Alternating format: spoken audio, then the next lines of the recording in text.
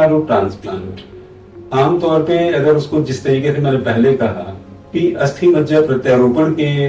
तौर पे उसको हिंदी में समझा और देखा जाता है, तो क्या ये बोन मैरो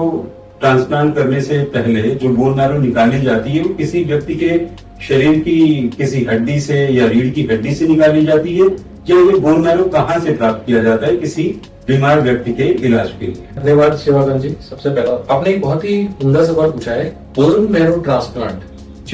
जब इस शब्द का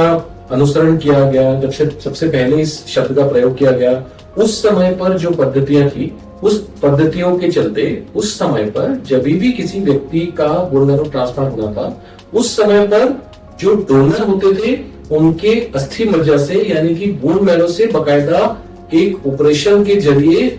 उस बोन मैरो में से ब्लड लिया जाता था और वो ब्लड को रिफाइन करके उसके बाद मरीज को वेन्स के माध्यम से चढ़ाया जाता था। उसी समय से इसका नामकरण जो हुआ बोन मैरो ट्रांसप्लांट हुआ।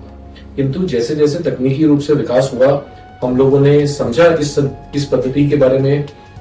तब धीरे धीरे करके इसके अंदर बहुत से चेंजेस आए जो कि पेशेंट फ्रेंडली हुए, बहुत से चेंजेस आए, बहुत सी उन्नतियां हुई, बहुत सी प्रगतियां हुई, जिसके चलते ये ट्रीटमेंट जो शुरुआत में 10 में से शायद 9 मरीज ठीक नहीं हो पाते थे, आज की तारीख में 10 में से 9 मरीज ठीक हो पाते हैं। उनमें से एक एडवांसमेंट थी कि पहले जिस प्रकार से इस प्रकार के सैंपल को कलेक्ट किया जाता था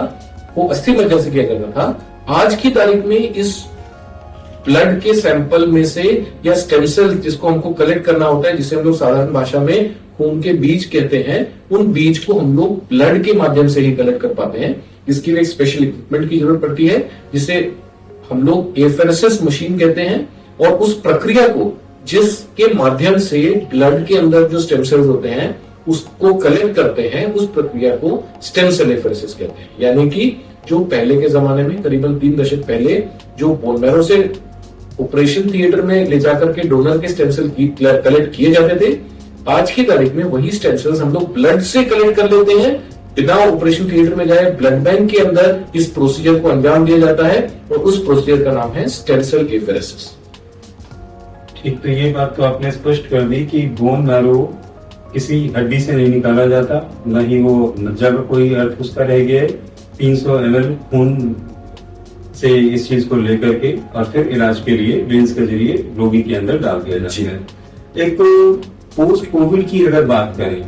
तो कोविड के बाद से बीते 2-3 सालों के अंदर भारत सरकार और मेरे ख्याल से राज्य सरकारें भी देश में बोन मैरो ट्रांसप्लांट सेंटर्स को काफी बढ़ावा दे रही हैं। कई राज्य सरकारें अपने यहाँ पर ये सेंटर्स शुरू करवाना चाह रहे हैं। पीपीपी मॉडल भी इसके लिए अख्तियार किया जा रहा है कहीं न कहीं। तो इसकी वजह क्या है? भारत सरकार इसके लिए इतना उत्सुक और उत्साहित क्यों है? ये बहुत ही ज्यादा जरूरी है हम सबके लिए समझने के लिए। भारत के अंदर आज की पूरे भारतवर्ष की यदि हम बात करें तो अंदाजन करीबन 115 से 120 बोन मैरो ट्रांसप्लांट सेंटर्स हैं, यानी कि ऐसे अस्पताल जहां पर बोन मैरो ट्रांसप्लांट्स रेगुलरली हो रहे हैं। ऐसे भारत भर के अंदर करीबन 115 से 120 बोन मैरो ट्रांसप्लांट के सेंटर हैं, जो मिला करके उन 120 ट्रांसप्लांट सेंटर्स मिला करके पूरे वर्ष में, एक वर्ष के अंदर करीबन 4,500 से 5,000 के आसपास बोन मैरो ट्रांसप्लांट के मरीजों का इलाज कर रहे हैं। यानी कि जिन व्यक्तियों को बोन मैरो ट्रांसप्लांट की जरूरत है उनमें से 5,000 लोगों का एक साल में पूरे भारतवर्ष के अंदर इलाज होगा। आश्चर्यजनक बात और एक चौंकाने वाला तथ्य ये है कि भारत के अंदर, पूरे भारत की यदि हम लोग जनता को इकट्ठा करके ये देखें 140 करोड़ 145 करोड़ के अंदर कितने लोगों को साल में बोन मैरो ट्रांसप्लांट की जरूरत है, तो अंदाजन यह जो मात्रा है, अंदाजन एक साल के अंदर करीबन 80,000 से 1 लाख मरीजों को बोन मैरो ट्रांसप्लांट की आवश्यकता होती है। अब जस्ट इस बात को अगर यदि हम गौर फरमाएं, कहाँ है 80,000 से 1 लाख की संख्या जिनको बोन मैरो ट्रांसप्लांट की जरूरत है, और कहाँ हम आज की तारीख में करीबन 4,500 से 5,000 लोगों को ही उसने बढ़िया इलाज का फायदा दे पा रहे हैं। इसी तथ्य को जानते हुए भारत सरकार सजग है और उसने जो कोविड के बाद के समय में इसके मात्रा को बढ़ाने के लिए और यह सुविधा, यह इलाज ज्यादा से ज्यादा लोगों को फायदा पहुंचा सके, इसके लिए भारत सरकार की तरफ से ये पहल की गई है कि भारत के अंदर अधिक से अधिक लोगों को बोन मैरो ट्रांसप्लांट की सर्विसेज मुहैया कराई जा सके, और इसी के लिए भारत सरकार बाध्य है अधिक से अधिक जगह पर बोन मैरो ट्रांसप्लांट के सेंटर्स ओपन करने के लिए अलग अलग मॉडल्स पर, जैसे कि आपने अभी बताया। अच्छा, ये अभी आपने बोला कि देश में 115 सेंटर्स हैं जहां पर 5000 के आसपास प्रतिवर्ष बोन मैरो ट्रांसप्लांट की प्रक्रियाएं पूरी की जा रही हैं। तो ये मतलब क्या इन जो एग्जिस्टिंग सेंटर्स हैं ये अपनी पूरी क्षमताओं के अनुसार काम कर रहे हैं, या ये 115 सेंटर्स 5000 से ज्यादा बोन मैरो ट्रांसप्लांट को भी अंजाम दे सकते हैं? यह सेंटर्स 5000 से अधिक बोन मैरो ट्रांसप्लांट्स को भी अंजाम दे सकते हैं, किंतु उसके अंदर लिमिटेशन कहां पर आ जाती है, वो है मैन पावर की। मैन पावर आज की तारीख में यदि आप देखें तो जो बोन मैरो ट्रांसप्लांट करने के लिए सक्षम मैन पावर है उसे एक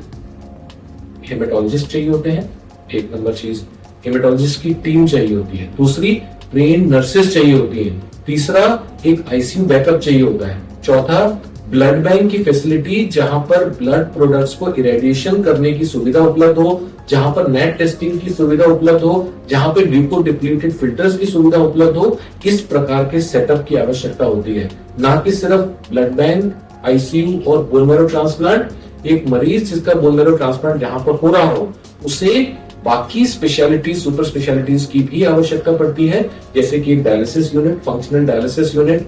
फंक्शनल गैस्ट्रोएंटरोलॉजी यूनिट जहां पर एंडोस्कोपी करी जा सके जरूरत पड़ने पर, और जैसे कि मैंने बताया इंटेंसिव केयर यूनिट यानी कि आईसीयू के बैकअप की। यह सारी की सारी सुविधाएं जहां पर अवेलेबल हो, इन्हीं जगहों पर बोन मैरो ट्रांसप्लांट संभव है। एफेरेसिस की सुविधाएं उपलब्ध होना बहुत जरूरी है कि बोन मैरो ट्रांसप्लांट तभी संभव होता है जब हम लोग स्टेम सेल कलेक्ट कर पाए। स्टेम सेल कलेक्ट करने के लिए स्टेम सेल एफेरेसिस की मशीन्स की आवश्यकता है, उनको फ्रीज करने के लिए, उन सेल्स कलेक्ट करने के बाद क्रायो प्रिजर्वेशन की फैसिलिटीज की रिक्वायरमेंट है। तो जहां पर भी ये सारी की सारी फैसिलिटीज अवेलेबल हो उसी जगह पर बोन मैरो ट्रांसप्लांट संभव है। इसके अलावा एक एडवांस लेबोरेटरी की जरूरत होती है जहां पर फ्लो साइटोमेट्री की फैसिलिटीज चाहिए होती है जो कि CD34 सेल्स को इन्यूमरेट कर सके। एक जो डोनर से मैचिंग करने के लिए टेस्ट होता है जिसे हम लोग ह्यूमन ल्यूकोसाइट एंटीजन टेस्ट यानी कि HLA टेस्ट कहते हैं, उसको टेस्ट करने के लिए मॉलिक्यूलर टेस्टिंग लेबोरेटरी चाहिए।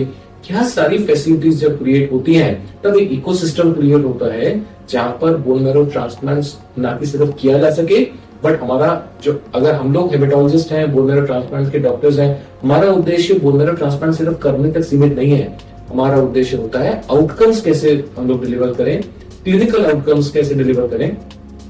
ज्यादा से ज्यादा पेशेंट्स को ठीक कैसे कर सकें, क्योंकि जितने भी पेशेंट्स इस प्रकार की प्रक्रिया से गुजरते हैं वो सिक पेशेंट्स होते हैं, वो बीमार पेशेंट्स होते हैं, इनके अंदर बहुत सारे कॉम्प्लिकेशंस आने की संभावना होती है। तो जब तक ये पूरा इकोसिस्टम ना हो तब तक इस प्रकार की बीमारियों को ठीक करने के लिए बोन मैरो ट्रांसप्लांट्स को सक्सेसफुली कर पाना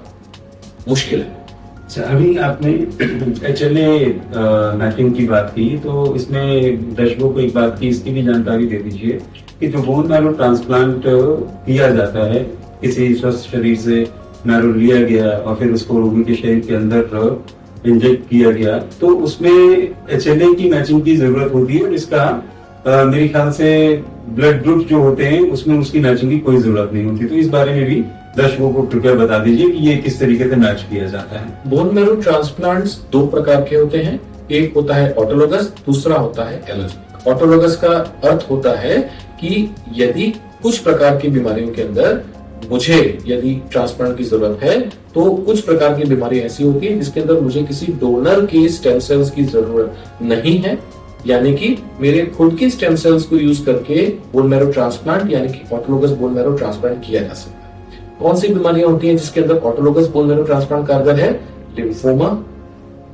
multiple myeloma, germ cell tumour जो कि बच्चों के कैंसर होते हैं, कुछ प्रकार की ऑटो इम्यून डिजीजेस जैसे कि मल्टीपल स्क्लेरोसिस, स्क्लेरोडर्मा, इस प्रकार की बीमारियों के अंदर ऑटोलोगस यानी कि वह प्रकार का ट्रांसप्लांट जिसमें डोनर की आवश्यकता नहीं होती है उसी से ट्रांसफर किया जाता है। दूसरे प्रकार का ट्रांसप्लांट होता है, बोन मैरो ट्रांसप्लांट होता है, उसे कहते हैं एलोजेनिक ट्रांसप्लांट, जिसके अंदर डोनर की आवश्यकता होती है। कौन सा व्यक्ति किसी एक पेशेंट को अपने स्टेम सेल्स डोनेट कर सकता है यह पता लगाने के लिए टेस्ट किया जा सकता है ह्यूमन ल्यूकोसाइट एंटीजन HLA का।